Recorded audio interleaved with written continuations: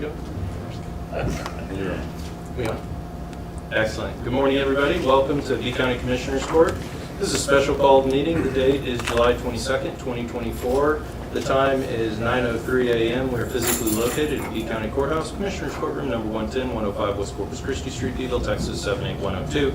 That was the call to order. If everybody would please stand and join Commissioner Lenny in brief prayer. Dear Heavenly Father, we thank you for another day of life.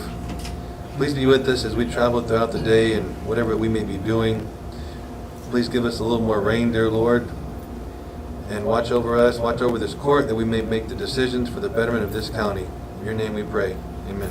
Amen. Thank you, Commissioner. Please join me in the Pledge of Allegiance.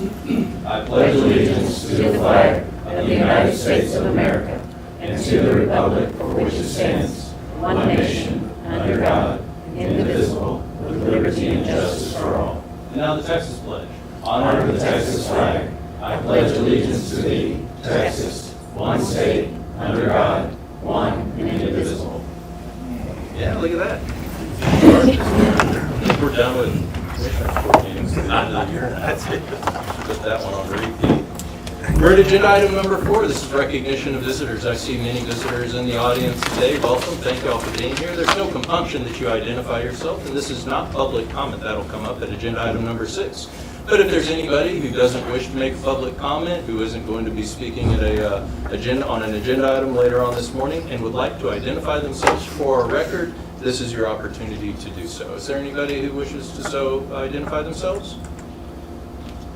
Hearing none, we'll move on, but thank you for being here this morning. We look forward to hearing from you if you are on an agenda item, and if not, thank you for attending, and we look forward to you attending again in the near future as well. Agenda item number 5, Commissioners Court, opening remarks. Where do I start this time? Commissioner Lenny? Sure, go ahead, sir. Okay. The EOC building is going smoothly. I understand we're going to have a more updated presentation by Mrs. Reyna later. Also, I want to thank everyone that was involved in preparation for the county luncheon last week. Thank you for everything you guys did to set all that up, and everyone that attended. It was well attended, and I think everyone had a good time. So. Also, participated in the Skidmore-Tynan ISD Booster Club fundraiser golf tournament. That was a big success. They had ended up fulfilling 18 teams, and they raised a good amount of money, which they, the Booster Club there in Skidmore, they distribute their funds to not just athletics, but academic side as well. And they have given in the last couple of years thousands and tens of thousands of dollars back to the school. So that's a good thing. It was the second annual, and it was a great success. Joined up with Dolly 107.1 radio station to do a second annual free pool passes and hot dog giveaway, and that's going to be, if anyone's interested, that's going to be August the 2nd from 11 to 2 at the city pool. Also, if anyone is interested, St. James will be having their bingo August 4th at the St. James Parish Hall from 1 to 4. Just letting you guys know that.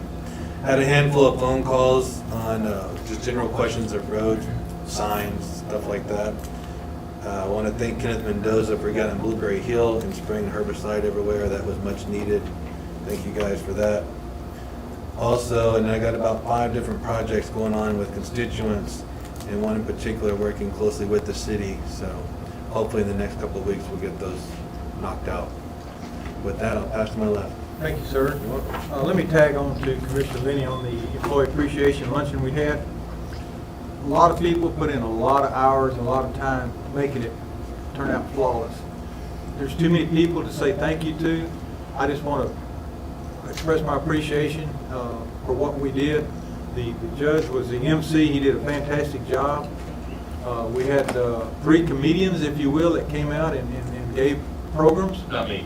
No, you were the MC, not the comedian. And they did a great job. It was a little different than normal, and it put a lot of levity in it, and it was well done. Plenty of food. It was good, and it's really appreciated. And those of you that worked so hard to make sure it happened very well. I talked to a couple of you guys and I said, look, I'm not gonna start naming names because I'll leave somebody out and I'll get in trouble. So thank all of y'all for a fantastic job. You did great. Nobody likes surprises, especially when you're in a position of authority or responsibility. We got an email a couple of days ago, and I'm not gonna say who it's from, but we're excited to announce the establishment of the Government Affairs Committee. Great. The committee will closely collaborate with our local, state, and federal officials to educate and advocate for our members and residents on matters relating to public policy, regulations, and legislative issues that could impact Lee County. Great. Who's on the committee? This email went out to about 20 people, including our state legislators, our representative, our senators, commissioners, court members. We don't have, at least maybe I'm the only one. We don't have a clue who's on this committee, what they're gonna do. It says they're gonna have regular meetings, the fourth Monday of each month, da-da-da-da-da. When somebody says something that's going to ask us or direct us, please let us know. I realize we're usually behind the door when something happens, but this was a big surprise. I'm not gonna name any names, but I don't think it was well coordinated. I'll just leave it at that. Everything's been pretty routine. Road and Bridge has done a great job. We had a tree go down in Toledo. They went out on the weekend and took it out. It blocked the main road in Toledo. They took care of that. We don't give our Road and Bridge folks the kind of accolades that they deserve. They do their job. They don't run up the flags, hey, look what we did, look what we did. They don't do that. They just do their job. And it is so refreshing in this day and time that you have people that they just do their job. And it's so easy to get along with me. All you have to do to get along with me is just do your job. And these guys do a great job. They don't ask for much. We have to usually pull it out of what they need as far as equipment and staff, because they just want to quietly do their job and get it done. But thank you, Road and Bridge. There's going to be an agenda item later on the agenda about setting up a no-through truck sign on a county road. Got a county road, County Road 308. The right-of-way is 36 foot wide. I took a tape measure, I didn't step it off, and measured from fence line to fence line. It's 36 foot. Okay, we've got oil field trucks going down that road now. The road itself is 30 foot wide. And y'all know how wide an oil field truck is. Okay, if you're going down that road, you've got 3 foot on each side to get off on. Except there's a cutoff on each side in the caliche. There's no place to go. So we require now 60-foot right-of-way. It's an old county road, probably been there since 1900, 36 foot wide right-of-way. That's all. So these things keep coming up. Things change. Never had a problem before, but they got a new truck driver and he's going down that road now. So we're going to have to take what in government we call appropriate action. Also, thank Road and Bridge. I had a call several weeks ago about County Road 108. It was scabbing pretty bad, which some of the pavement starts coming up in little spots and had some potholes. And a person almost lost control. They were driving too fast, but they almost lost control. I was on that road Sunday, did a great job of taking care of that, got the edges done. I called the people, let them know. I said, and thanked them for letting us know it was a hazard. So another time, Road and Bridge, they just do their job. On that note, Judge, I will pass to my left, sir. Thank you, Commissioner. Commissioner Fiddles. Okay, let's see. I'll start off with, had a meeting with Trooper Yannick. He's our license and weights trooper down here, and he's trying to revive our weight stations and get them back up to running again, since he's not at the border so much. So that's a good thing for Lee County for our safety here. He looked at both of them, the one on 181 South and the one on 59, so we're working on that now. Had a meeting with Ryan on the generator at the tax office, and you'll see something on the agenda later on so we can discuss, but you'll see that so we can keep that up and running. Thank you, Mr. Ryan. Talked to Smegel, also electric, and he's going to run a test on the tax office generator after closing hours to make sure that shut the power off, make sure that generator comes on, and can take care of our servers and make sure the county doesn't go down. So we've got that in the works right now. AEP is also ahead of schedule on the upgrade to the tax office, the 3-phase. and which is at no cost to the county. They're going to upgrade it, and we're prepared for anything in the future, for future growth. So that's coming. I think the hurricane kind of slowed their crews down a little bit, so we're still on top of the list. We're there. Also worked on the South Texas Judges and Commissioners, gave 3 scholarships away, and I worked on that, getting them to the appropriate students that received those. So I got that done this week. And then I got a call on Old Houston Highway and on some signage, and then I think Road and Bridge cleared that up for me. They wanted some slow down children at play, but after I checked with Molly and with Ray, and they said, we can't do that, because that leaves the county liable for children on the roadway or something. So finally got back to the people and let them know that we can't put signs like that. Not county, the county can't put them up. They can put the little small ones or that little green man that says be careful or whatever, but we can't do it as a county. And that was by order of TAC. So they checked with the insurance. Let me see. Attended the TCDRS conference. That's the conference for our retirement system in Austin for this week. And that was really well attended. Over 350 different departments attended, a lot of auditors, a lot of HR people and stuff like that. So keep an eye on our employees' money, so it's doing well. I'm still working on the roof bids. I need one more roof bid for the Community Affairs building. I've got one in, and we're working on 2 others so we can fix that problem of the leak that's been leaking forever. So that's going on now.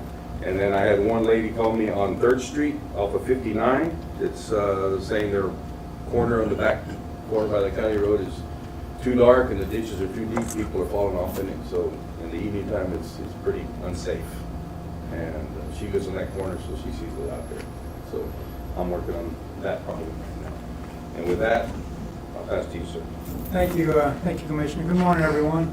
First of all, I'd like to start out with a little bit of recognition. So I'd like to recognize Candy Estrada for giving me a hand for last minute set up here in the minute tracker here. So I really appreciate her help for the quick response. Also, I'd like to recognize the entire EOC team for meeting their project drivers and being proactive and participating in our weekly meetings. That's very important that we keep abreast of what's taking place and action items. Also, I have a special recognition. I'd like to recognize Angela Leach with GrantWorks here for help facilitating these meetings and also keeping our notes, live meeting notes, up to date. So if we ever have to go back and refer to any action items or things that are taking place or things that occurred in a project, we'll have it noted and documented. So Angela, thank you very much. Big effort. Not everybody has that skill set to listen, type, and capture all that information at one time. It's a challenge. Also, tagging on what the other commissioner said, I want to thank the committee team for putting on the county celebration event. It was an awesome event. The only regret, I missed an opportunity to tell everyone the importance of our county team.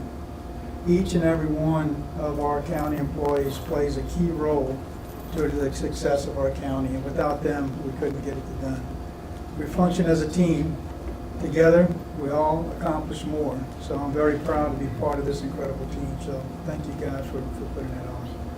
Also, I'd like to recognize Ray Longoria and his staff, entire staff, for responding to the county's needs, because not only are they looking at Precinct 4, but they have all the other counties, so they have a pretty large task that what they're doing. So some of the things that I've been doing, kind of general information. Last week, I was able to participate in an EOC meeting update, and then later on today, we're going to have a presentation by the team, kind of give the court and everyone here give them an idea of where we are with the building status and so forth. So it's going to be a good presentation. Also attended the Chamber of Commerce meeting, looking at the state of the hospital. Fairly good meeting. A lot of work that needs to be done there, but it's moving along. So good to know that some progress is being made. I also attended the Appraisal District Board meeting. Good information is coming from them, so it was good. Also attended the City Council meeting. Interesting process, and the city has some challenges that they're being faced with. So good to know what's taking place in other parts of our county. I also had a little bit of a fun last week. I also participated in the Skidmore Athletic Golf Tournament. It was a fun event. In spite of all the rain that we had the day before, it was actually a pretty good event. In Skidmore, Roads and Bridge continues to make preparation for seal coating. Also want to again recognize their efforts. I got notified of a large pothole on Sullivan Street. And what's ironic is I passed through that street minutes before I got the call. I didn't notice the pothole. Got the call, went back and looked at it, and you couldn't tell. The hole was about 6 inches, but underneath, everything was eroded. So it was a pretty dangerous situation where if a car would have caught it just right, the whole front end of the car would have probably caved in. So what I did, I quickly responded. I put a hazard cone in there, and then a few minutes later, somebody went and moved it, so I had to go back and put it back. But I did reach out to County Road and Bridge. They went out and secured it better, and the next day they took action to help any injuries from happening. So Road and Bridge, thanks again. You guys are on the top list today, so good job. Also, we had a resident that the same thing happened on one of her driveways. I notified Road and Bridge, and they took care of that as well. I guess what's happening as we're getting this rain, it's washing out underneath the roads and creating some hazard there. Also in Tynan, we met with a company called Birch Creek, Honeycomb Solar Farm Project. Birch Creek is working on a honeycomb solar project which is going to be located in Tynan. We had some emergency management that helped facilitate the meeting. Thank you, Ryan.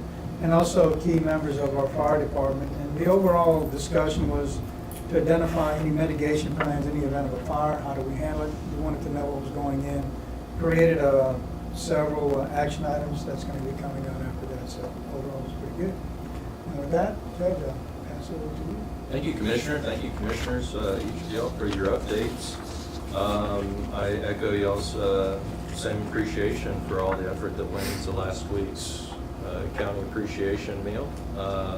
It was fun, and look forward to everybody getting together and having a strong turnout November, December, Christmas time, Christmas, Thanksgiving time. And we've got to step it up a notch, so I don't know what surprise is going to be in store, but I'm certain it's going to be even bigger and bolder and greater than the one we had last week. Thank you all again for your comments. Moving on to agenda item number 6, public comment. Are there any members of the public who wish to address Commissioners Court? Now is your time.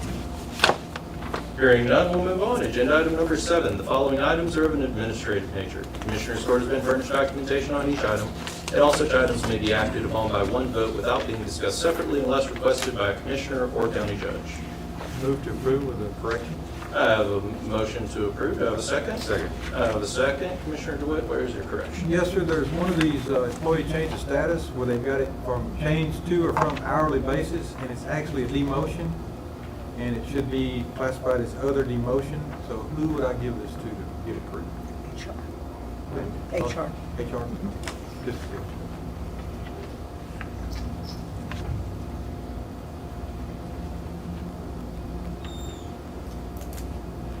Okay.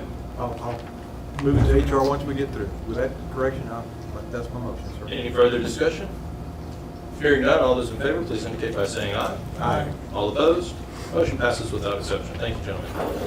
Moving on, a couple pages later. That's a long one. Discuss and consider action on the following items. Long consent agenda, sorry. That wasn't a long deliberation. We'll try to improve that for y'all later on in the agenda. Have robust discussion. Agenda item number 8, approve expo request for auditorium fee waiver from D County Local Emergency Planning Committee for training on August 29, 2024.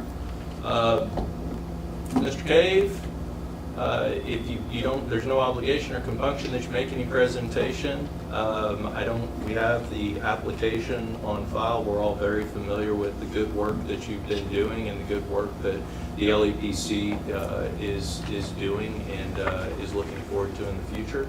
I'd entertain a motion to approve unless there's any discussion or issues. Yeah. All right, I've got 3 motions. Cindy, you're in charge. But I do have Commissioner DeWitt seconded. Who went first? Cindy, you're in charge. Not really, but I'm going to say you. All right, Commissioner Lenny. Closest to me. Any further discussion? Hearing none, all those in favor, please indicate by saying aye. Aye. All opposed? Motion passes without exception. Agenda item number 9, approve quote to fix the AgriLife Extension Office's vehicle or to reinstate the extension agent's stipend for vehicle allowance. Okay, I'll discuss this one. This was my agenda item. Our Randy Showers, is it an Explorer? Or Tahoe? Randy Showers Explorer went into the shop, and the shop has let us know that the Explorer needs a new transmission. The cost is in excess of $6,000. I think it was about $7,000? About $7,000 to replace that transmission, and that's quite a substantial sum on a vehicle that was a hand-me-down, I believe, from the sheriff's office. Thank you, Sheriff. Always supporting our other departments, really do appreciate that. And the question is, we prior to providing Ms. Shower with this vehicle, we had provided her with a monthly stipend for her personal vehicle use in county activities. Do you recall offhand what that amount was a month? $3,700. A year. Okay, I was gonna say if that's a month, then pretty I good. want to apply. How did this get past us? We don't have a monthly stipend. So really the question that, really the pending question is, what do you guys think? What do y'all want to do? We do have a vehicle. It will not be an insubstantial cost to get it back up and running. Can we discuss it just a touch? Yeah, absolutely. The next thing's gonna go out is the engine, because it has a lot of miles on it, and that's the experience that I think you guys have had in the SO, is that transmission or engine is pretty regular. That engine's another $6,000 or $7,000. Chief, do you already think it's economical to fix it? I don't The either. vehicle is worth I don't either. miles on it, so we should just go back to giving her a No. stipend. Judge, I would make a motion that we reinstate the extension stipend for vehicle allowance and be done with it. Is she okay with it? Yes, it was Randy's request. Yes, either one. She just wanted to know how to go forward. I'll second that. We've put about, just so y'all know, we've put not 3,000, maybe 2,800 into it so far. New tires, I think, right? Mhm, And to get it initially, going. when we got it back up and running. Yes. And I know Candy maybe reached out to y'all. Are there any other vehicles available or anything? Candy? Not at this time. Not at this time. So there's no real internal options that we have to provide her. Do we have an extra truck over to give, or do we give that to John? That It's was, still no, sitting. that's a, That Ford, that's a sheriff's office vehicle. It can't be transferred to non-law Well, enforcement. the community affairs has an additional vehicle that's been Yeah. sitting. Oh, community affairs has a For the, vehicle they're uh, using. The Two enforcement vehicles. officer position had a vehicle. I think that it would benefit the county more if we went back to the stipend. I think it'd be easier, at least in the short term, for that. We can approach it again later, but I think at this point in time, that'd be the way to go. You made the motion, Commissioner DeWitt. Do you recall who seconded your I motion? didn't. Commissioner Finney seconded. Any further discussion? And that would be effective immediately. Yes, sir. Any further discussion? Hearing none, all those in favor, please indicate by saying aye. Aye. All opposed? Motion passes without exception. We'll move Randy back to monthly stipend for vehicle use until we figure out another solution. I'll get with Candy, we'll do a change of status. Yes, ma'am, thank you. Yes, sir. Yeah, we have to return to us. Yes, of course. we'll have it towed right over. Bring a rope. We'll give you the address. Whatever you want. All right, sorry. But yes, thank you for bringing that up. Agenda item number 10, schedule public hearing pursuant to Texas Transportation Code, Chapter 253, entitled County Improvement of Subdivision Roads, Vernon, 2003, to consider placement of 2 No through truck signs on County Road CR 308 from Farm to Market 2824 to County Road 304 in D County, Texas, and allocation of cost thereof. Commissioner DeWitt, this is your agenda item. You have the floor, sir. Yes, sir, this is the one I talked about during our commissioners' comments. We've got a 36-foot right-of-way. There's no place to go with that oil field truck coming down. I've already got with the road and bridge. They graciously put this together for the court. And I think we're trying to set a date. August 12th. August 12th at 10:30. That's fine, yeah, 10:30. 10:30 a.m. to have a public hearing. This is something that needs to be done because the people living on the road, I think there's 4 houses on that road. When there's a truck, there's no place to go, and they have to back up. And one of them contacted me. I went out and looked at it. It is a clear and present danger is listed. Commissioner, you have enough time to get the paper? Did you figure out the newspaper? I think that Calendar. they're taking care of that. Okay. We good, July 22nd? We can get it in the newspaper next week or? 22nd or 12th? Time. You put 12? August 12th. It can be in, We they have can enough time put it on the to paper get it in before the Thursday, newspaper. it'll be in. Today's the 22nd, and so we've got about, that's what I said, the 22nd. We've got enough Yeah, I time think we to, can do this week. and that's enough winter time for the public hearing. I think twice. If we get it in this week, it'll be in there twice. We get it in this week? There's 2 weeks. Okay. We get it in this week. When's the deadline? It's on Wednesday. At isn't it? Thursday at 10, For next I week. believe. Mhm. Okay, perfect. Does it work? Yeah. Barely. I think it works. We're good there. Over technology. Yeah. Go ahead. Yeah, IT's got me, y'all. Thank you, Jen. They're using an old state employee. Cindy, you might. Oh, is that where that came from? Oh, wow. Took it right out of the museum. I see you got your business card. It does, that way that. We should do a pencil light on. Yeah. The light off, it all become a murder mystery. Who done it? That's right. Whenever it's nice to be happy. Graphical representation is excellent. Clean my glasses. Is it plugged in? It's plugged in, it's It was working all beeping. ago. Yeah, it's. There it goes. Got that eyeball warm up. Commissioner, you got another? Commissioner Lonnie, could you move the chair just up here? Yeah. Perfect. Thank you. We are plugged into.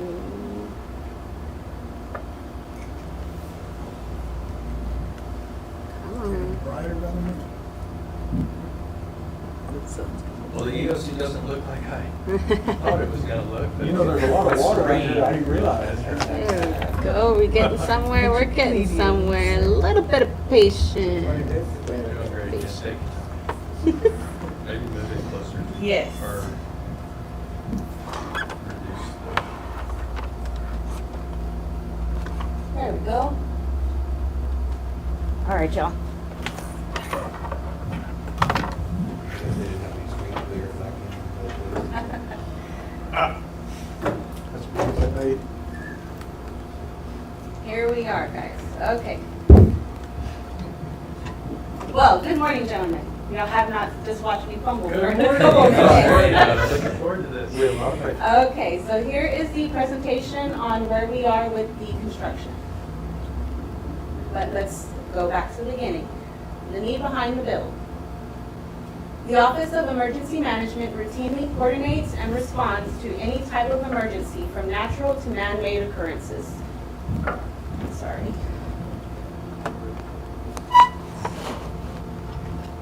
A little bit better. Whenever power goes.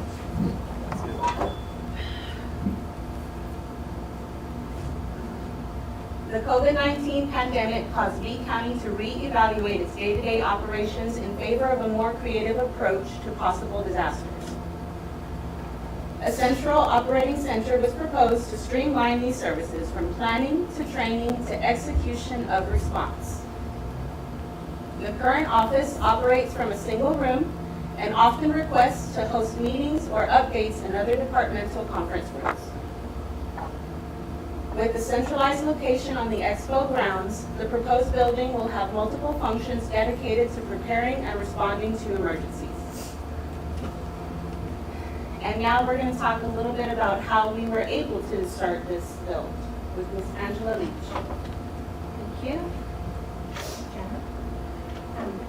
So the Emergency Operations Center is one of 28 projects that the county has done over the last 3 years with the allocation of American Rescue Plan Act funds. And the county originally received $6.3 million in American Rescue Plan Act, and those funds have been distributed by the ARPA committee. Commissioner DeWitt, I believe you were the chair of the ARPA committee and have been. Those funds went out to your water supply corporations, your sheriff's office, your emergency department, and have funded just a variety of projects for the county. The largest project being the EOC building.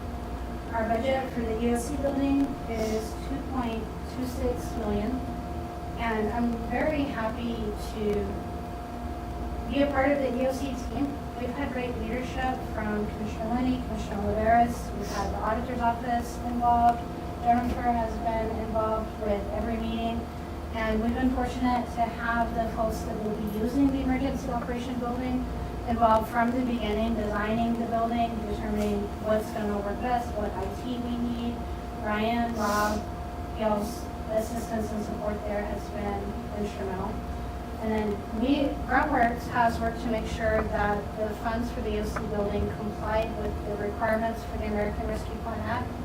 We ensured the procurements were completed in compliance and that we're following requirements for labor. We make sure that the compliance is documented so that when these funds are spent on this building, the county doesn't have to worry about anything coming down the road in 5 years. If there's an audit or review of the funds, we have documentation to support that compliance. The other thing that's been instrumental for us has been the communication. We've been able to hold every 2 weeks we hold a meeting and involve not just your emergency operations, the auditor's office, Commissioner Lenny, Commissioner Oliveris, and then we've had our engineer and Mr. Mercer, thank you for being there for those meetings. And our contractor, Lacey, thank you for being there. So everyone, the communication has been excellent. As we've had questions, we've been able to answer them.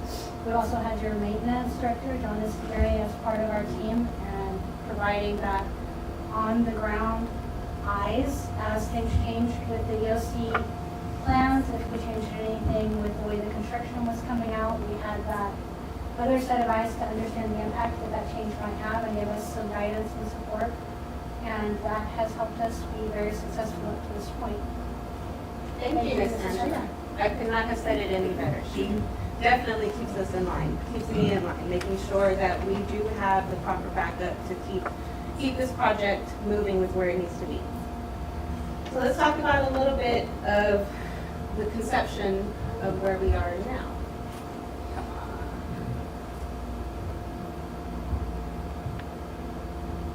This is an artist rendering of the building once it's completed. This is of the back side of it. You'll see the showers over there to your left. I don't have a pointer, but use your imagination. So the showers are over there to the left. That covered section right there over those double doors is going to be the back entrance to the main lobby area. The expo center, the current existing building in the back, and then there is a covered walkway in between, which will be the front of this building. This is the specs of the drawing that we are working on completing right now. We are at the walls, and I'll go over some of those pictures right now, but this is where these offices will be.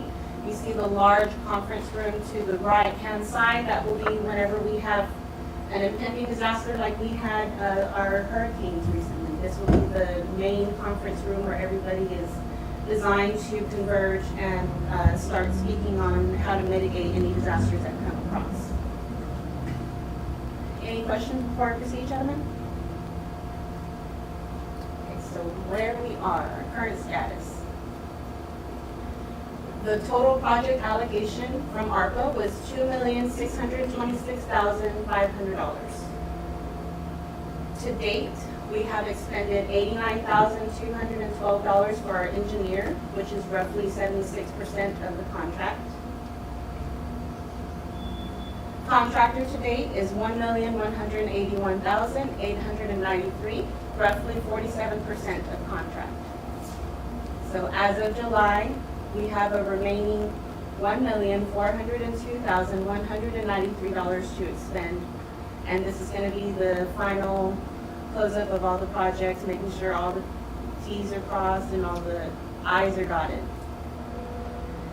We have had several change orders, but with the foresight of our engineer, we have an allocation line item that any changes from this point so far have been able to be within that line item of change orders. So we have not gone over our projected amount as of yet. The team is finalizing the details of furnishing colors, design, and location for the interior items. There are some rooms that had to have customized millwork done, so we're in the process of finalizing those measurements. And next, I will turn it over to our engineer, John Mercer. Thank you, Jennifer. Yes, sir. Commissioners, morning. The project is progressing. It's changing fast. The contractor is, and this, Lacey will probably follow up on this and expand on it. All the interior rough ends have been completed on the electrical, plumbing, air conditioning.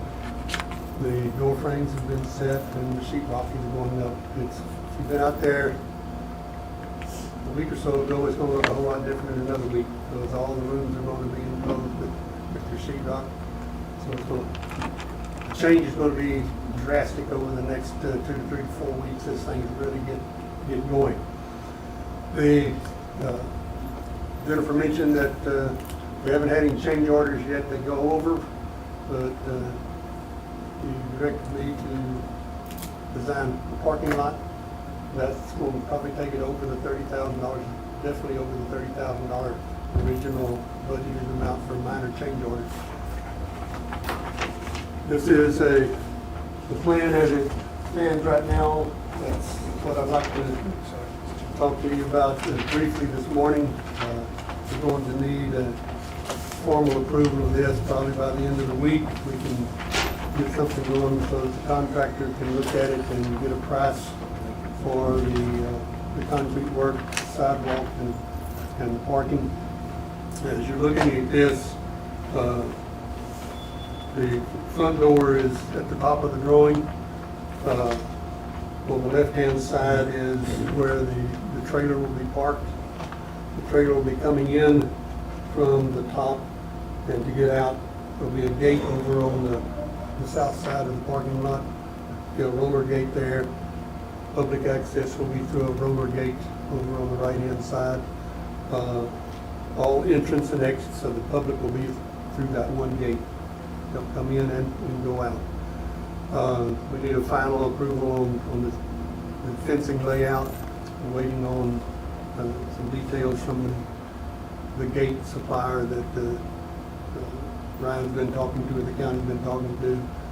And I'd like to make sure that the fence is located. The fence is not part of my project, but I'm showing it to be on there. We've got to supply the electrical to the operators. There'll be roller gates at each entrance. There'll be a roller gate, and we'll have to do a conduit for out of the building to those locations. So we need some coordination pretty quick before we can get started on the parking lot. There'll be a little bit of excavation in order to put the concrete. By the time we get the slope on the concrete down, we're going to be just about at ground level that's there now. The drainage is coming off the back of the building, going to this direction and that direction. There'll be a swale along the exterior of the fence on this side to take it out. The pavement over, I guess the south side is quite a bit lower than the pavement on the north side. So all the drainage will be a shallow swale, right here to take it out into this roadway over here.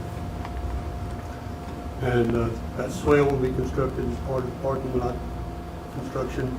The county will be required, when they're doing their driveway and asphalt work, to do something with this entrance, to get the entrance up to the concrete over here, as well as coming in on this side. Coming out, all of this will be concrete. Everything else will be concrete. We'll have public foot access along the front with a man gate. This building will be fenced off entirely when everything is locked. There will be no foot entrance into the building other than through the front door. And if the front door is locked, there will be no entrance. So parking will be in, they'll have to come through a gate, they'll have to be unlocked for the public to have access. Handicapped access to the restrooms, which are over under the awning, will be, if you've got handicapped people in the expo building, they can come around, there'll be a sidewalk across the front and around the end of the building, the corner of the building here to get to all the exterior restrooms. So we're going to need an approval on that, hopefully this week, so I can get to the contract. Everything is, I think, pretty well going to schedule. I haven't talked specifically to the contractor about their end date, but I'm saying 6 to 8 weeks probably. We're looking at going through walkthroughs and final on the building. So probably in a couple of months we'll have the building about ready to be occupied. Okay. Any questions? One question. Yes, sir. Looking at this from a 30,000-foot view with the fence and all, I'd recommend we take a look at putting up signs that say entrance with arrows so Yes. the public can be focused to the right place. I'll get with Ryan on signs and the terminology for that tonight. Right. But the signage, entrance, exits, handicapped restaurant, handicapped, that sort of thing. Because the sidewalks are gonna lead them to the right place, but they get a little confused, they can just follow the signs. We don't want them going around to the back of the building No. and try to get into the building. No, They need to go around to the front. absolutely. Thank you. And you'll adjust the parking on the, Yes, we've got one liner change, so they had about 40 square feet of parking. So if you look at the south corner, we've got a parking stripe that's right up against the edge of the concrete. And I got to thinking, somebody parks in there, they turn, the front bumper's gonna catch the fence, so I'm gonna move all of those parking spaces over a couple of feet. So I'll have to have a couple of feet of concrete on the opposite end to move all those parking spaces over 2 feet, so that we don't tear up the fence of some man driving getting in there. Gotta keep that in there. Gotta be politically, not politically correct, but correct. And you know, this is one of those things, let's get it all ready to go and hope we don't have to use it. Yes. But it'll be occupied and ready to go. I think it'll be a highlight to this area. Y'all are a focal point. You have a coastal storm. You've been through it before. where's the Port County? You know you need it. Everybody knows you need it. And I think this will be well received by everybody that you serve, not in this county, but the surrounding counties. I would also add, correct me if I'm wrong, Mr. Mercer, that the emergency management team here in Lee County had a big input on the design of the building. Yes. So somebody said, why'd y'all do that? You know what? Let's go talk to emergency management folks because we needed those restrooms, this, and this. So they had a big input into the design of this building. And the big conference room isn't just for emergency use. That's your training facility. So you'll be able to do all sorts of training here locally, so that you don't have to travel away from here to have 50 people come to a training session here and have your people here rather than traveling someplace else. It's going to be saving you money and time and a lot of effort. Multiple use facility from that standpoint. Thank you, Mr. Mercer. Thank you, sir. Thank you, Mr. Mercer, for your input. We really appreciate it. All of this was with his guidance as far as the drawings, the submittals, and as a team, we come together to try to make the best decisions and move forward. So right here, you've heard a little bit of the parking lot. We are going to talk about that and finish out those details and get that to you, Mr. Mercer. Hopefully by the end of the week, that's our goal. Next, I will have an update with Ms. Lacey Ball for Victory Building. She's going to give us an update on the contractor side. Good morning. I'm Lacey. I'm the project manager for Victory Building Team in the EMC project. I just wanted to start off by saying that this project has gone very smooth thus far with the help of with the help of the team that we have here. Just like everyone else has said, this team has come together and met weekly. From a contractor's point of view, that's super helpful because we are building for the end user. The end user who's going to be in the building there's a lot of coordination that goes into getting this building put together for the end user to use efficiently and effectively and help with not having to go back later and change items that accommodate them. That saves you guys money in the long run if we get it done now and planned correctly. So I appreciate that. Like they've said, we have finished the groundwork. We've done all of our underground plumbing, side concrete, everything. The building's erected. And we are working on, we've completed metal stud framing. All of our mechanical, electrical, and plumbing rough has been done and inspected. And so we're starting on drywall. We're setting door frames and those items. Once the drywall goes up, you'll see things change, just like Mr. Mercer said, pretty quickly. We're still working on above ceiling, mechanical, electrical, and plumbing rough. That'll be a few more weeks. We're setting door frames. Excuse me. And then we're also working on getting conditioned air so that we can, once we get the building climatized, we will be able to start our finishes. In the meantime, we've met with Ryan and the team to look at all of the blocking that goes in the wall. That's very important for all their equipment.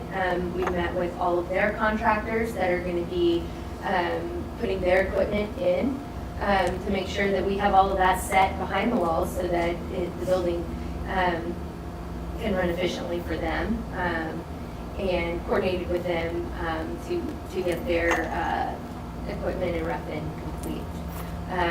Once we get the building climatized, we'll work on finishes. Like Jennifer said, we'll be working on millwork and the cabinets and stuff inside of there.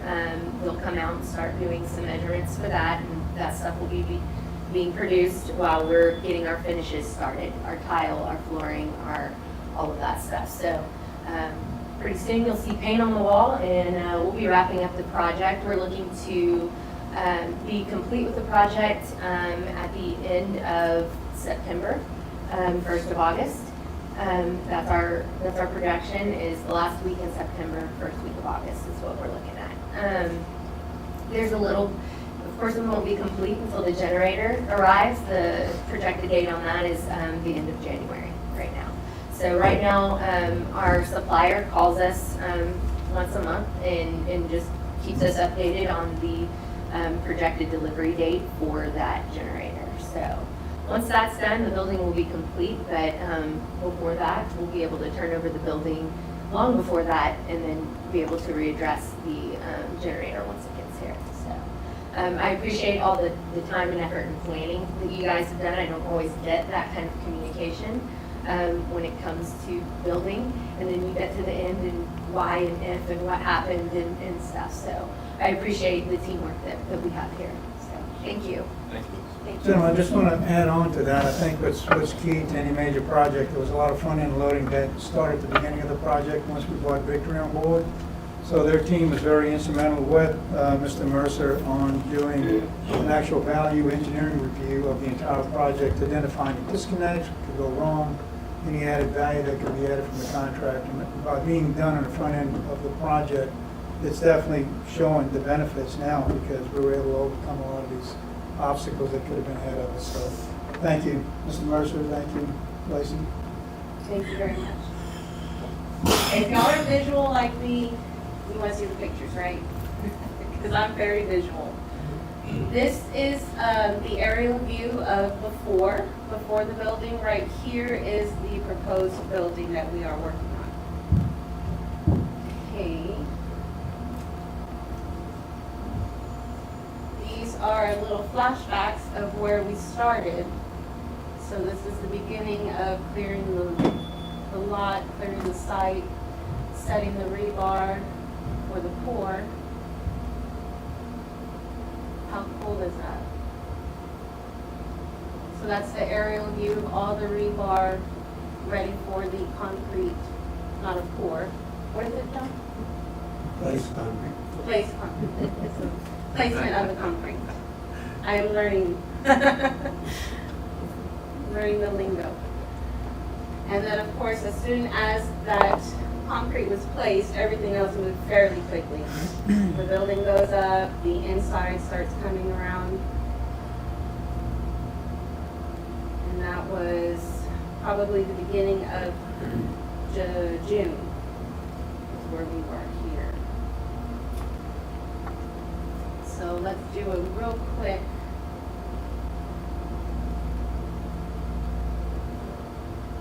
walk around. This is what the building looks like now.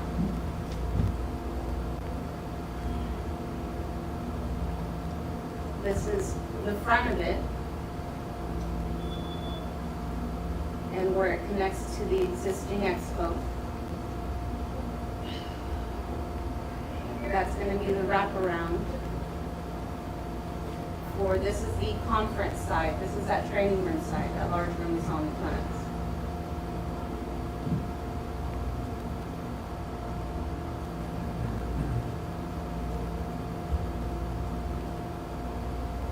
And this wraps around to where the tower and the generator will be set.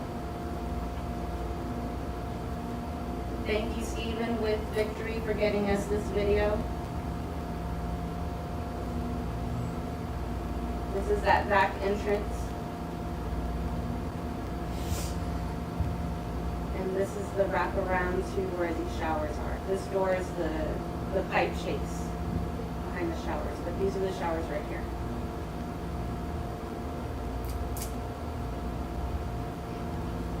And right now, we are doing the beginning of the walls and finalizing those details, as Lacey said. Getting those wiring set, everything set. So this is a little bit of the future outlook. Inspections have been ongoing throughout the project, and building has passed all inspections to date. Stephen with Victory coordinates all of these inspections as we're ongoing, so that way we can make sure we're on track before we start the new one, the new task. HVAC and technology cable have been installed. Testing on these crucial systems is currently underway. The next phase after this will be to install the walls. Tape, float, texture, and paint will follow.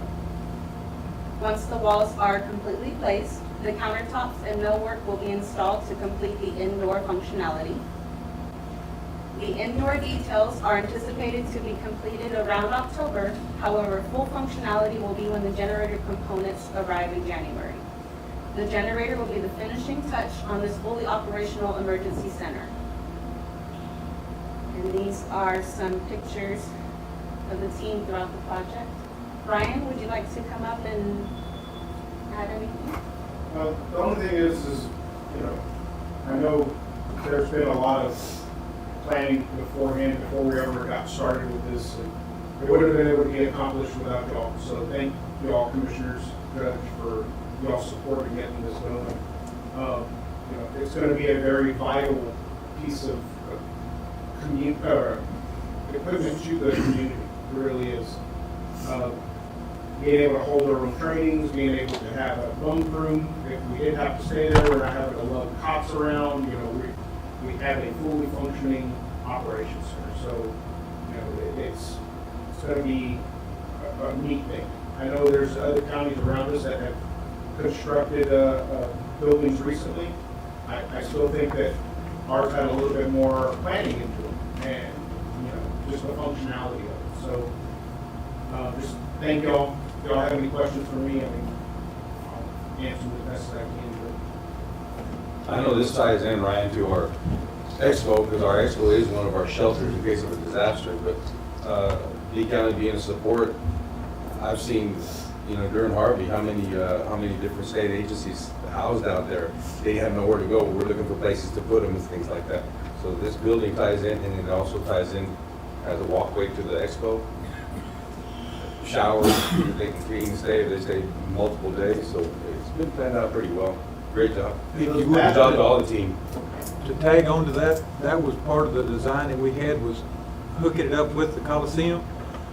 The Coliseum becomes an overnight stay for all these first responders, and all these people come from everywhere else. That there's no motel, they don't want to sleep in their truck. They have this entire Coliseum that we can set up bunks and for multiple days, because the generator will handle everything once we get it installed. Those outside bathrooms, if y'all, I don't know if there's a picture there, but the very first one closest to the expo, so the east side of the building, that one is a handicap, and then there's 4 exteriors that are, 6 that are all in that row. The idea behind those was, so whoever is staying in the expo center itself, they don't have to come inside of the building and disturb any of the operation. They have showers and bathrooms that they can utilize on that exterior. And I know we talked with Lacey the other day, we were talking about the pipe chase. You know, that's, makes it easier if there is any repairs that have to be made. They have an open area that they can walk through to get Absolutely. those things fixed. So that was the idea behind that. So. When we talked about multifunctionality, that was really what the team tried to accomplish out of it, was the training, the preparation, the possible lengthy stays of an emergency. We never know how long it could possibly go for. It could be 12 hours, it could be 72 hours, we never know. But to have a place, that central location, along with the expo, was, you know, great planning on that side. And to see it coming to fruition is really cool. You know, to tag on to that, we looked at several locations in the county to put this facility, and we kept coming back to the expo because that's the group area for Parks and Wildlife, AEP, Sandpat, Forestry Service. Like I said, multiple state agencies come here when they retreat from the coast when there's a storm coming in, and station all their equipment here. Yes. Plenty of room. Good choice. Plenty of room. Then I'd just like to add, you know, gentlemen, Madam Auditor, you know, one of the key successes is having a good superintendent, boots on the ground. He's there daily and ensuring that all the contractors show up and getting their performance done, ensuring we're getting a quality projects. So that's Stephen with Victory. He's been doing an outstanding job for us, being there every day and making sure our project is being constructed properly. So I know he's not here today, but please pass on to him, and we appreciate his efforts. And gentlemen, I am done. If you guys have any other questions for me or any of the team, we are all here. Are there any questions? Ms. Randall, thank you so much. Thank Excellent you. presentation. Thank you to everybody else as well. Really appreciate your time and your presence coming in today for us as well. So thank y'all very much. Moving on, agenda item number 12, approve funding request for county emergency communication tower. Commissioner Olivares, this is your agenda item. You have the floor, sir. Thank you, Judge, Commissioners, and Madam Auditor. After I've had several discussions with our fire department and emergency management, this project that I'm putting forward to the court is essential to our community. I just want to highlight a few key reasons of why this tower is critical for the investment of our county. First and foremost, Skidmore has experienced a population growth, believe it or not, but it is growing. We currently have we have existing and new development of solar and wind farms that are in popularity. Also, this tower would be supporting residents living in the outermost areas of our county. Just to name a few, these are some of the examples. A key thing to this, reliable communication is critical for our public safety and emergency services. This new tower will enable better communication for our fire departments, our EMS, Sheriff's Department, Skidmore County Independent School District. Improved communications will ensure faster response time and better coordination during emergencies, enhancing the safety and well-being to our residents. This communication tower will be equipped with an existing on-site generator, ensuring that the tower remains operational during power outages or any natural disasters. It's critical for us to maintain communication through our county during an emergency when it's most needed. I guess in conclusion, construction of this 100-foot communication tower in Skidmore is a strategic and a forward-thinking investment of our county. It addresses the need of our growing population, enhances public safety, ensures resilience during emergencies. Gentlemen, I'm asking for your support for this vital project and also will bring long-term benefits to our community.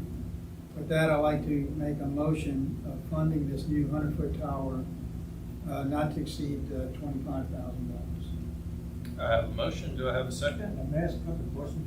Oh, we got a motion. I'll somewhere. second. I got a motion and a second. I'm sorry, Whose property is this going on? The, Use county money.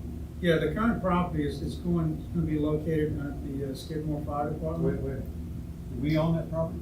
No, we do not own the property. We cannot spend county money on property we don't own. It's against the law. Okay. So there's some options that we could probably go back to the fire departments or Skidmore and see any opportunities for possibly either donating that to the county and the county leasing it back to the fire department could be one option. That kind of information would need to be discussed with the fire department to see if that's a viable option. Now the question, what are they using now? There's a currently older communication tower, which is much shorter, but we're having restrictions with, just because of the height, we're not able to considering some of the communication. So that's what's currently being used now. And it's been there for quite a number of years. So right now, the plan would be to raise or increase the height of this tower. Do you have an estimated cost? Yes, we do. So for the tower itself, which is going to be self-erecting, we're looking roughly around $15,000. The unknown that we don't know, we're getting prices right now, Judge, is on the concrete, which is going to be a pad roughly 12 by 12, and it's going to be about 4 foot deep. Because of the high cost of the concrete, we're thinking somewhere around $5,000 to $7,000. So, Commissioner, something to consider. I know this is better than what they have. We're getting by. We're holding the ARP money. There's around $300,000, I think, in that fund, somewhere in there. Until we know whether we have change orders or something at the EOC. We've discussed that many times. We will know by October whether we're gonna have to take any money out of that. And the ARP committee hadn't met on this, but my idea, personally, that's just me, is to divide up whatever's left again amongst the fire departments, among the 8 fire departments, which could fund this as soon as October or November through the ARP money, because we have to have it, Angela, correct me if I'm wrong, we have to have it obligated or spent by this December 31st. We have to have all the funds obligated December 31st, 2024 this year, and then everything needs to be spent by December 31st, 2026. Okay, so we've got that option of using that ARP money for that. I think we'll be able to do it because we've done it once before for these fire departments. 8 of them, divided up, should be enough there to cover it. If they can wait. I got a question. Ms. Lee, that's the ARP money, or does that include the interest on the ARP? That's a very good question. The ARP money, we have about $74,000 left to obligate out of the original fund. The interest, Ms. April can probably tell us what the interest earned is at this point. I believe that's a little over. Yeah, we've collected over 300,000. Is that restricted or unrestricted? That is not restricted. That's not restricted? That is not The interest is unrestricted. And that's not typical of grants. Usually the interest has to go back in and be used as program income for the grant purpose. But for this fund, the American Rescue Plan, the interest is completely at the discretion of the county to use as the county determines it's best needed. Until you get out of the timelines and requirements with the interest. Has this project been coordinated with any higher authority that knows a lot about this type of project? Not just the commissioner's court. I mean, is this tower tall enough? Is it what we need? Who? Yes, we've actually brought in a subject matter expert. Ty forgot his card, the gentleman with the tower company. Mark Jacobs. I noticed that the original design was started in, '02, so they've been looking at this for a while. Is that correct? This original design I see is labeled. 21. Yeah, 12/21 of '02. So it's not something that they haven't really researched and thought about. They want this. Are they having communication trouble now? Ty, I'm gonna turn that over to you if you could assist here. There are some of the lower, well, I'll let you. Yes. Would you come to the podium and identify yourself, please? That's okay. No, you're doing great. I don't know. You guys go ahead. Tyler, Fire Chief in Skidmore. So right now we have a ridge between Skidmore and Almas. But once we get over that ridge, there is no communications whatsoever back towards Skidmore to our current repeater tower that sits at 60 feet. With this new tower, will be 100 foot at the top of the tower plus an additional 20 with the antenna sticking up, so we'll be almost doubling our current height. There's also some spots down in Papalote, particularly in Papalote Creek, that if you move 1 foot one way or the other, you may or may not have communications. And we had an incident last week with a major wreck that we went into it knowing we may or may not have communication with the sheriff's office. With our repeater tower, EMS had issues with their communications back to the expo center with their tower. So yeah, their liability is there on our behalf. We can't get help. Same thing with cell signals. And y'all's coordination with the sheriff's department, have y'all talked to the chief deputy them about this tower and putting a repeater on it, or do they have a repeater on yours now? No, we have talked to them and they haven't expressed a whole lot of interest due to the addition of the mobile repeaters that they're currently acquiring for their units. You know, the cost of this seems very, very low compared to what we ran into when we put up our towers. Of course, ours were taller, but we were looking at several $100,000. Because of the land and the guide wires, things of that nature. This is self-supporting. You know that we can't do that unless that y'all might deed over a 25-foot square back to the county or something like that, correct? Well, unless we use the ARP interest money, which is unrestricted, and that way you don't have to. Otherwise, we would have to own the property, which we don't want to do. Right. But if we use that The unrestricted money. unrestricted interest money, we could do it.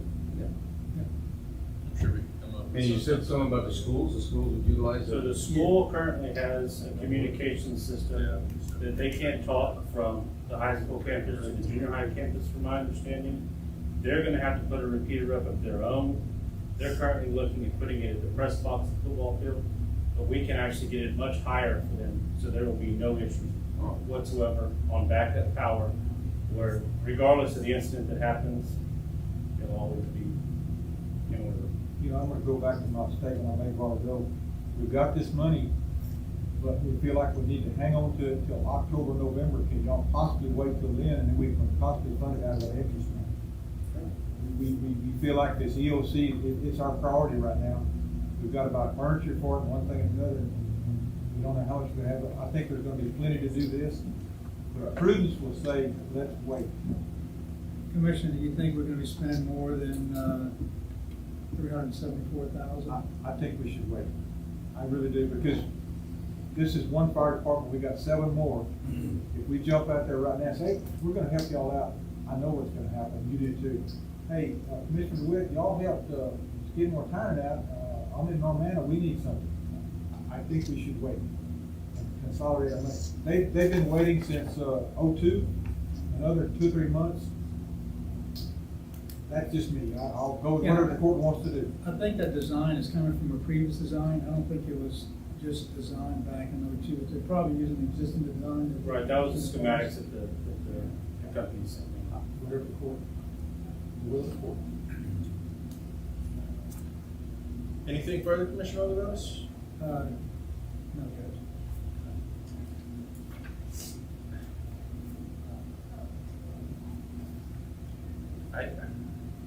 What's your thoughts? So, yeah, I like the idea. I think the wrinkles, one, the funding, of course, is an issue. The property, I think, is a practical issue. Personally, I think the motion is premature. I think that discussion is incredibly invaluable, and I think it's definitely a project that, unless something really dramatic pops up, that I support, and and I want to see get done. But I think at this time, you know, I don't think that I'm ready to vote to support a motion to move forward on the project, just because I don't think you're ready. And I don't think it's going to take a lot of time to get ready. Land, location, ownership, priority of usage, things that may be more important for the county to look at when making an investment or providing funding for Skidmore Tynan Fire Department to make an investment in their facility. I think that's something that personally I'm not ready to, you know, make a decision and pull the trigger on right now. So I'm not really ready to make a decision to approve funding on it. That's my personal opinion. I also don't think voting down a motion at this time procedurally is in the best interest of the project or what you're looking to do. So I'm happy if there's no further discussion. I'm happy to call a vote. I don't think a vote, if it doesn't pass, I don't think that votes well procedurally, down the road, because what's going to change. So I think what I'm trying to say is I'm 100% behind this project. I think it sounds great. I'm so glad Skidmore, y'all brought it to Commissioner Olivatas' attention. I'm so glad you put the effort and time in to present it to us this morning. I just think it needs a little bit more time, which again will also help with the funding issue. Because if we can do it through ARP, if we can't find a way, if we do end up, if we do end up having over $300,000 of, and I know it probably won't be that large, but if there's 8 volunteer fire departments, an extra $200,000 that we can give to our rural volunteer fire departments.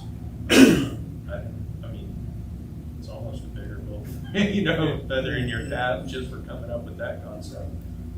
Because all of our fire departments have needs that can be met through these funds, and it would be a great use of those funds. Although our general fund, of course, can always use $300,000. I'm sure we have projects that we can expend.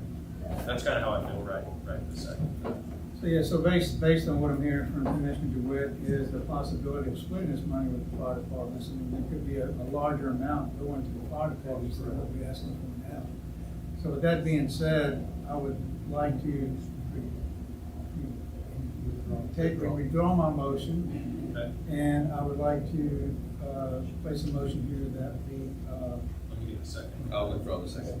I have a motion. Okay. And So that we motion and a table, second. and if we could, I'd like to make a motion that we table this until October or sometime. Let's table it to Candy. First meeting in October. What's that date? 14th. What's that? Thank you, Commissioner. It'll actually be the 15th, that's Columbus Day. Okay, you're fine.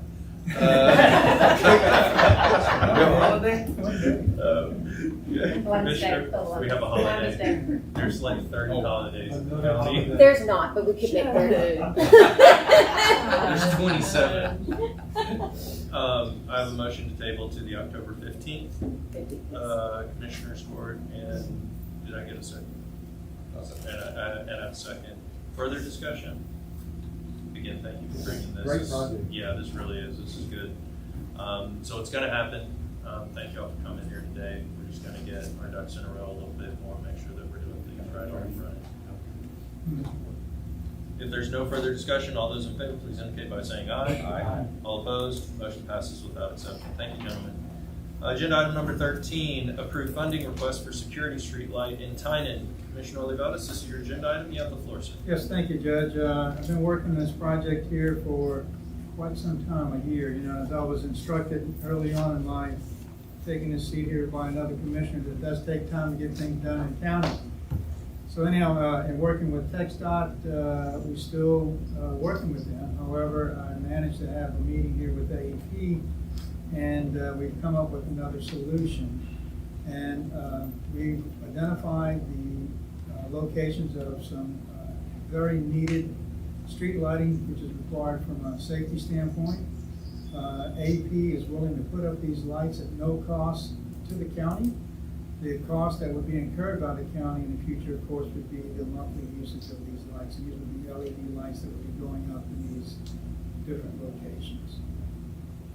So I'd like to make a motion to the court that we can accept the placement of these new lights in downtown Tynan for the safety of the public. Second that, Judge, with a question, Commissioner. I have a motion and a second. Commissioner DeWitt. We have the monthly charge that we know about. I know it's gonna be less than what we're paying now for regular lights. We probably need to get that, the auditor's gonna wanna know that number because we've got to budget that amount. And I did have that line item already. Okay, so we've got it covered, so bring that, I think it's a great project. Looking at where you're placing these, and the pictures are awesome. They're on those intersections coming into 359. That is health and safety at its very best, so I commend you for doing that and getting with the LED lights.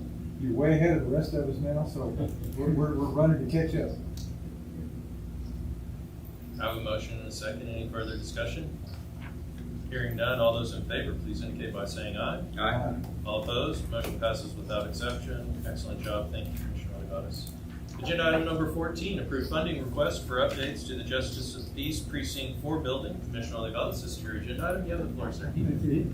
Thank you, Judge. We're getting a lot of work done here Yes, sir, you are. Now, Commissioners and Madam Auditor, this item has been working here for quite some time.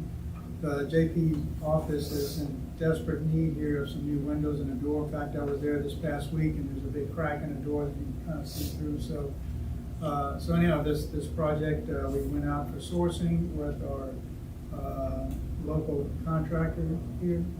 Let me say dashboard, JL Square. yeah, JL Square. In the Bible. And he's on a buy board, and he returned his price. Initially, it was a total lump sum. I went back to the contractor to break out to identify both labor and materials, and this is the cost. So gentlemen, my motion to the court is to approve the funding to enhance the JP Precinct 4 office to include replacement of windows and doors. I have a motion, do I have a second? I'll second. I have a motion and a second. Madam Auditor, do we have funds to pay for this out of our existing budget? Yes. Okay, any further discussions? Hearing none, all those in favor, please indicate by saying aye. Aye. All opposed? Motion passes without exception. Thank you, gentlemen. Thank you once again, Commissioner Olivares, for bringing this to our attention. Agenda item number 15, approve appointment of board member to the South B County Emergency Services District, number 4 Board of Directors. Commissioner Olivares, this is your agenda item. You have the floor, sir. Thank you, Judge. Now, I know. I guess I gotta buy lunch today. Absolutely. But, yes, so Judge, this is one that I brought up a while back, and I wasn't sure the correct protocol to address it to the court. Thanks to Candy, I now have the correct action needs to take. So we are in need of a new board member for the South Peak County Emergency Service District, and we've identified that member, Mr. Mohawk. So I'd like to make a motion. Does he know? Does he know? Yes, he does. Yes, he does. Does he know? No, he's fully aware of it. Anyhow, I'd like to make a motion that we accept his nomination to the board of the South Peak County Emergency Service District. I'll second that, his full name, first name. Ricky Dean Bohach. Correct? So, okay. Thank you, Judge. You're quite welcome. Bohach is a great old county name. I have a motion and a second to approve the appointment of Ricky Dean Bohach as board member to the South B County Emergency Services District, number 4 Board of Directors. Any further discussion? Hearing none, all those in favor, please indicate by saying aye. Aye. All opposed? Motion passes without exception. Mr. Bohach, I know you're not here, but I'll still look around like I'm looking for you. Thank you for your willingness to serve our community. Moving on, agenda item number 16. Approve and clarify issues pertaining to the allocation of grant funds to pay assistant district attorneys under the Senate Bill 22 grant for the district attorney's office. Mr. Aliseda, you have the floor, sir. Yes, I've been told that caused quite a bit of confusion about the site. Yes, sir. Okay. yes. So, if y'all recall back when we first heard about these Senate Bill 22 funds, I came to y'all and said that I had a plan. Part of the plan was to use my reserve funds to basically pay for my assistant district attorneys until those Senate Bill 22 funds came in. Y'all just recall discussing that at one time. Well, at some point when we got the money, the auditor was a little concerned that we were sending the money to another county for one of my DAs, and that was for Ms. McWilliams.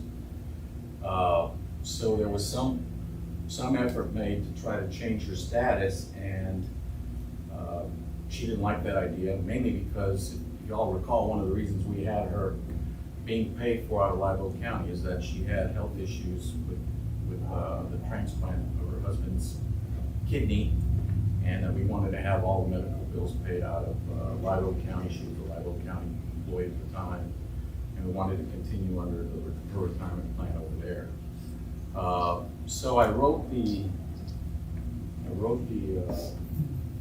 Senate Bill 22 people up in Austin, and I asked them if it was all right if the auditor continued to send money, or would send money to the Live Oak County, because it was part of my district. And at some point we had a team meeting. I'm talking about myself and apparently a lawyer for the Senate Bill 22 grant funding, and some of the other staff were in on that meeting. And they told me orally that that was all right because it was part of my district. I haven't been able to get them to give me anything in writing. If you look, there's a lot of documentation where I've been sending them emails asking for guidance, that we need written guidance. I haven't gotten any. I still would like to continue that policy of what I had intended and what I thought had been approved by the Commissioners Board, to send the money to Live Oak County to pay for Ms. McWilliams. That's one of the issues that's being addressed today. So I don't know what the auditor has to say about it, but they told me orally that it was okay. And I'm fine with that. Okay. I did talk to, we did talk about this after, Mr. Aliseda, when you had initially gone forward, and, you know, we talked about, you know, you applying for this grant as the district leader. And so, to me, when we had that conversation, I felt that gave us that, you know, that door to be able to reimburse Live Oak for the SB 22 raise, which I'm fine with, and I have plans that is what we're going to go forward to do. In the worst case scenario, what could happen is the grant people say, look, you weren't supposed to do that, and claw back the money. We already know that I already have the reserves to cover it, so the county's not at risk. Okay, if anything, my reserves are at risk. So with regard to that issue, I would like it okay that that's what's going to happen. This, I assume you still have the money, is that right? Of course, oh, of course. Yeah, Yes. I mean, it hasn't been dispersed, but the auditor over there's wanted guidance, so I tried to get written guidance. I got none from Austin, which brings me to the other problem. While at a conference this last month in Fredericksburg, there was some discussion among the other lawyers that belong to the Board of Prosecution grant, that some of them, as well as our county, had used these SB 22 funds to supplement the salaries of some of our assistant DAs under the Board of Prosecution grant. And that they had talked to the people up in Austin, and that there was some discussion that they weren't happy with that idea because it was considered not a good thing to do, to supplement one grant with another grant. But the discussion was around the word supplement, or I don't know now I'm having one of those senior moments. Let me think. Supplant. So, I looked up the word supplant, and supplant means to replace with something else. So, in this case, once again, I come back to y'all and say, look, I have the reserve funds in my account to handle this grant, even if they took the entire grant. I have enough to cover the payrolls that y'all approved back when you approved my budget. So, my original intent was to look at the forfeiture fund, but since I already have the money in my reserves, that if the state decides to claw back it's approximately $40,000, I think the auditor helped us figure that out. To claw back $40,000 out of $175,000, that we instead use my reserves to give it back to them instead of the forfeiture fund, and that's where we're at. I mean, I think we're okay, but they haven't provided written guidance to anybody on that issue either. The other counties are requesting the same thing. So, I mean, the long and the short of it, remember when we came into the Senate Bill 22, everybody was confused as to what was going to be allowed and what wasn't going to be allowed. And I think that nothing's really been clarified all this time. How I think we're okay. I don't see why it wouldn't be allowed, but there was some discussion with some of these people up in Austin. They don't provide a written guidance. They haven't told us anything. So if they do decide to claw back the $40,000 that we used to supplement, not supplant, to supplement the salaries of my assistant DAs that are covered under the grant, that we use the reserve funds to do that. Ask a question. Yes. What motion do you need? Other than I don't need anything We don't from need y'all. anything? I mean, just Okay. leave things the way they are. What action do we take? I just wanted to let you guys know what was going on. I forgot how it's worded in the agenda. You had me at it's not gonna cost us anything more. No, it's not gonna cost you anything else. Deliberate, it was Judge's word, it was deliberate and consider. It's not going to, but I want you guys to know that there's some issues that have come up with this Senate Bill 22, mainly because it's such a new grant. And who knows if it's gonna be here after the year after that next. I understand we have to be applying for it right now, and August 1st, I think, is when the applications process begins. I think we have to have it done by, October 31st. August 1st. Yeah. Okay, so just letting y'all know what's going on. It doesn't cost y'all any money. I have the reserves to cover it if the whole thing is clawed back, because I screwed it up, but I don't think I screwed it up. Okay? After reading all that stuff, we weren't quite sure what was going on. Well, and if you look at, they didn't understand either. They apparently responded to a question from somebody else when they responded to me, so, sorry. Sorry for making it as clear as mud. And also, as far as my listserv or anything that I've heard from other auditors in this grant, using it with another grant, I haven't heard anything. Nothing's come through. So when I talked to Veronica about this, I was like, oh my God, it is out of left field. I was a little, I came back, I was a little concerned because there was some discussion among the other DAs about this issue. But I still feel comfortable that we're doing okay. But it's only a small part of the grant, and as I said, I have it covered with the reserves if worst comes to worst. It doesn't cost the county anything, just letting you all know, since you are. If you look, one of the emails mentions that you guys are the final arbiters on our grant funds and how we disperse them. The auditor is as well. So, with that, Matthew, excuse me. You may.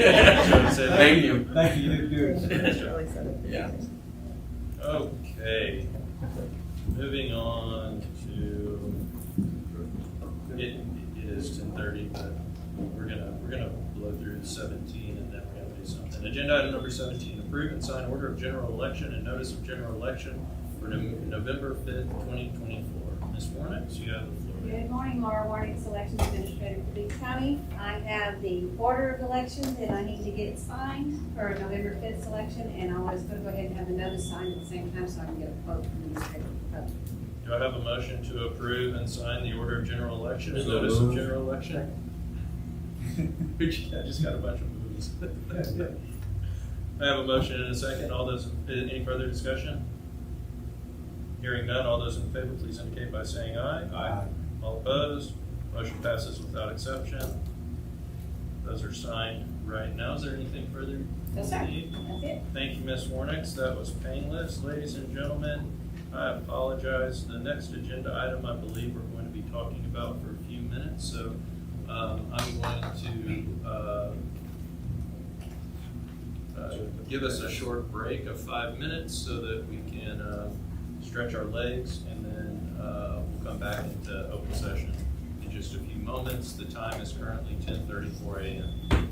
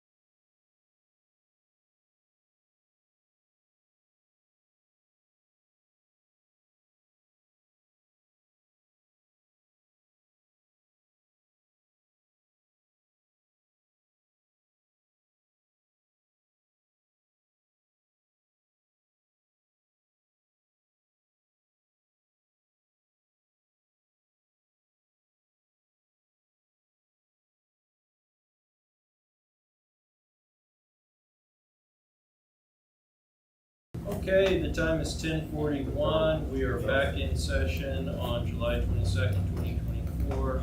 Our special called meeting, our first special called meeting of the County Commissioners Court. Moving on to agenda item number 18, approve planned maintenance and annual service agreement for generators located at the Justice Center, Fuel Farm, Expo Tower, and Tax Office. Mr. Garza, this is your agenda Yes, item. it was. I'm working with Mr. Garza on this. Judge, at this time, I didn't really like the figures that came through, so I would ask that we table this for the next meeting. I have a motion and a second. I guess I didn't have a 5-minute break. I could have done that. Well, public notice. It's there. So I've got a motion and a second to table until August 12th, is that? That's the next good. Meeting, yep. August 12th, until the August 12th meeting. Any further discussion? Hearing none, all those in favor, please indicate by saying aye. Aye. All opposed, motion passes without exception. Thank you, gentlemen. Thank you, Ryan. I know you've been doing a lot of work on getting this stuff for us. Agenda item number 19, Hurricane Harvey, Texas General Land Office, GLO, Community Development Block Grant, CDBG, status and project update. Gentlemen? No update right now. Perfect. Moving on, agenda item number 20, American Rescue Plan, ARP, status of projects. Okay. Excellent. We have no executive session items. Move on to agenda item number 21, adjournment. Do I have a motion to adjourn? Judge, I'd like to make a motion to adjourn. I have a motion and a second. Any further discussion? Hearing none, all those in favor, please indicate by saying aye. Aye. All opposed? We are adjourned. We have a 10:30 agenda item, which I'm going to call at this time. Are we setting up did we do a different one, the same one? Okay. Do you need to stop and restart? Or? Yes. Okay. Well, answer her, I'm sorry. No, that's okay. Thank you, Candy.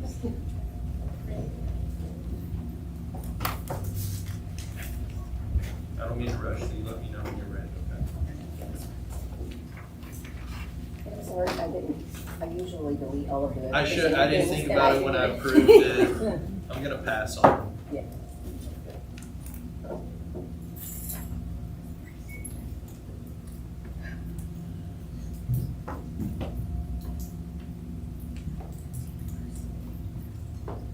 little stand for your iPhone. Oh, it's not an iPhone.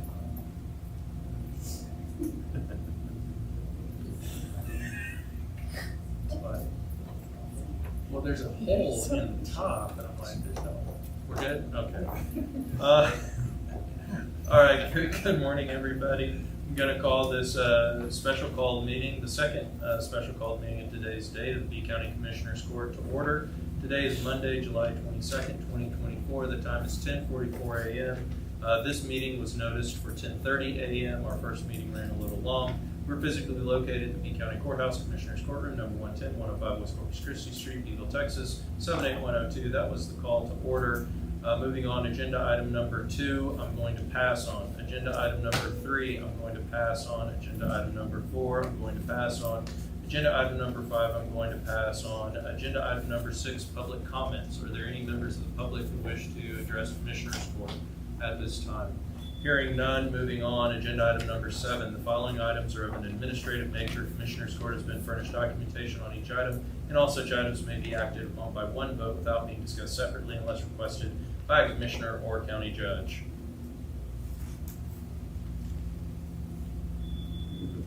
I have a motion to approve. Do I have a second? I have a motion and a second. Any further discussion?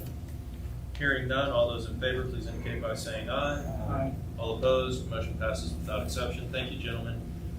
Moving on, discuss and consider action on the following items. Agenda item number 8, approve independent contractor agreement between B County and Tony Ferguson for the Community Affairs Department. This is my agenda item. The long and short of this is we just accepted Tony's, Mr. Ferguson's change of status, retirement. He served B County greatly and well for many years, and we're very sorry to see him go. Unfortunately, his continued employment is not something that's available to him right now, so he is still willing, but he is unable to work. And I wish Tony the best of success in all his future endeavors, and I'd like to thank him for all the work that he put in for the county over the past many years. It leaves the county with a unique situation, though, where in order for our Community Affairs Department to continue to be able to inspect and approve septic installations, we need to have a particular licensure in order to do that. The only licensure that's held by a now former employee of the county is Mr. Ferguson. Mr. Ferguson has been for the last couple of years working closely with our Community Affairs Department to provide his licensure and his oversight and knowledge so that we can continue on with this process of approving septic installations. And I know there's a more articulate term for it. I'm looking at Commissioner DeWitt because he did this for many years. The process whereby in order for somebody to get a designated representative by TCEQ. Yes, sir. But anybody that wants to get a new meter open in the county, they have to be approved. Their inspection, and as a component of that, oftentimes it's a septic installation which requires this DR license, Yes, right? two different things. The electrical inspection, someone goes out to be sure there's not surface and sewer. That's separate. Oh, okay, good. Then to have an actual septic system put in, there has to be, and that's something that needs to be added to the contract, there has to be paperwork done and approved by the DR, and then the DR goes out and does the inspection to be sure it's properly put in. Excellent. On site. And so the thought process is at this time, while we're working on obtaining on an employee obtaining that particular licensure necessary, I wanted to be able to continue to leverage the existing license that Mr. Ferguson had. So we've approved a couple other independent contractor agreements this year to sort of cover a timeframe which provides additional flexibility for the county. And that's what I'm presenting to Commissioners Court this morning.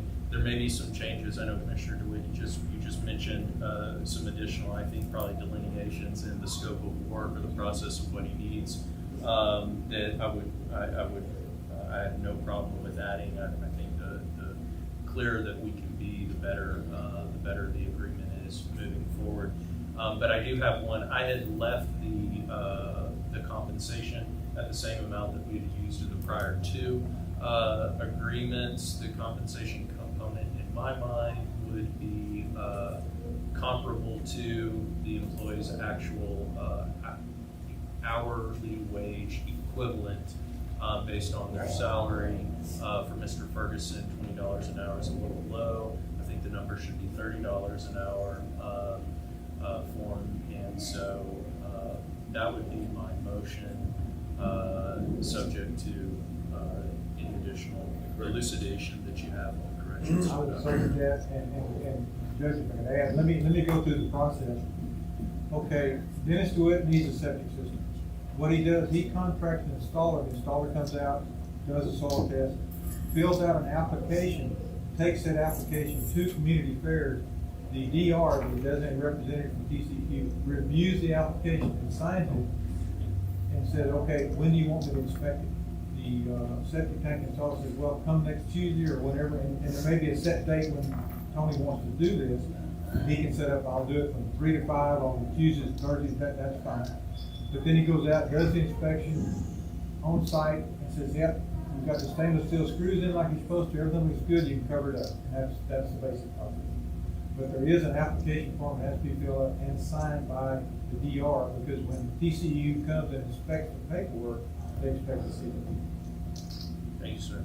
I'll make those additions, probably with your video and assistance in the document. So I guess for clarity purposes, the motion would be to approve independent contractor agreement between B County and Tony Ferguson for the Community Affairs Department